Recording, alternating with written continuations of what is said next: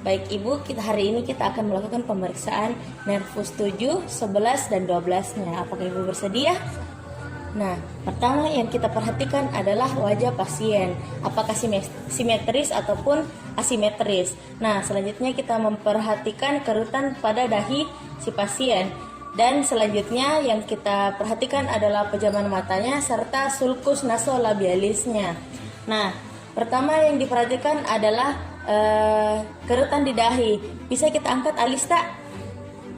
Pada saat pasien mengangkat alis, terdapat kerutan yang sejajar, namun pada sisi yang lumpuh pasti tidak akan nampak kerutan di dahinya. Selanjutnya adalah pejaman mata dari si pasien. Nah, pada pembajaman mata pasien, pada sisi yang lumpuh pasti akan lebih lama untuk bisa diangkat.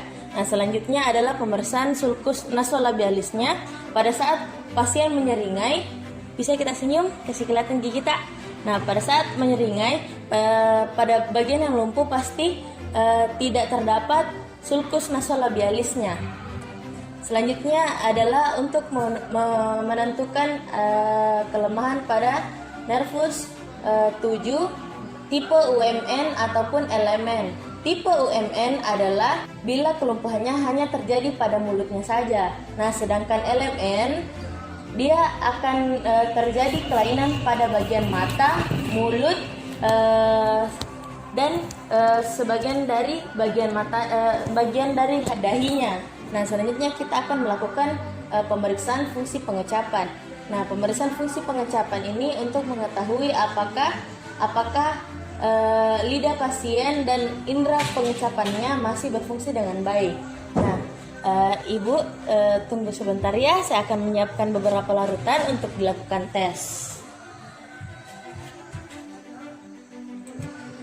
Nah, larutannya sudah siap, Ibu bisa menutup mata. Nah, bisa kita ulurkan lidah tak?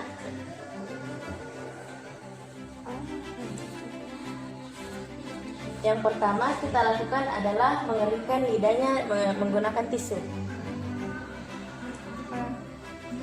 Jangan dikasih masuk, dikasih keluar terus keluar. Nah, setelah kering, bisa kita tutup mata tak?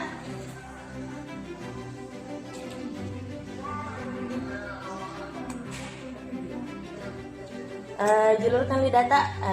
Apa kita rasa? Manis. Rasanya? Manis. Manis? Iya. Lalu dicatat hasilnya. Selanjutnya yang kita lihat adalah ukuran dari lidah, bentuk dan keadaannya. Nah, bisa kita julurkan. Yang kita nilai adalah apakah terjadi atrofi, apakah terjadi pembesaran, ataupun ukuran daripada lidah yang tidak normal. Selanjutnya yang dinilai adalah bisa kita julurkan terus. Apakah ada tremor ataupun fasikulasi. Setelah diperhatikan pada pasien tidak terjadi deviasi lidah ke kanan ataupun ke kiri. Bisa kita gerakan lidah tak di bagian dalam ke pipi tak. Nanti saya pegang ke sini. Ini untuk menilai kekuatan lidah saat digunakan. Nah, kekuatannya bisa dinilai dari sentuhan pipinya. Setelah itu, selanjutnya Ibu bisa kita bilang ular lari lurus secara terus-menerus dan kencang. Ular lari lurus, ular lari lurus, ular lari lurus, ular lari lurus, ular lari lurus. Nah, ini untuk menilai apakah pasien mengalami cadel ataupun tidak. Nah, pada pasien ini agak sulit mengatakan R dengan jelas. Ular lari lurus. Nah, selanjutnya adalah pemeriksaan dari sikap bahunya. Selanjutnya pemeriksaan sikap bahu untuk menentukan apakah ada kelumpuhan pada muskulus trapeziusnya. Nah, di sini pasien diminta untuk mengangkat bahunya dan pemeriksa menahan gerakan tersebut untuk menilai kekuatan dari kontraksi muskulus trapeziusnya. Nah, pada bagian yang lumpuh pasti akan lebih rendah daripada bagian yang tidak lumpuh. Selanjutnya adalah pemeriksaan memalingkan kepala. Di sini untuk menilai kekuatan dari nervus 9. Bisa kita palingkan kepala ke sini dan pemeriksa menahan gerakan tersebut untuk menilai kekuatan dari nervus 9-nya. Jika pasien tidak mengalami kelumpuhan, pasti terasa keras dan mengalami kontraksi. Bisa balik sini.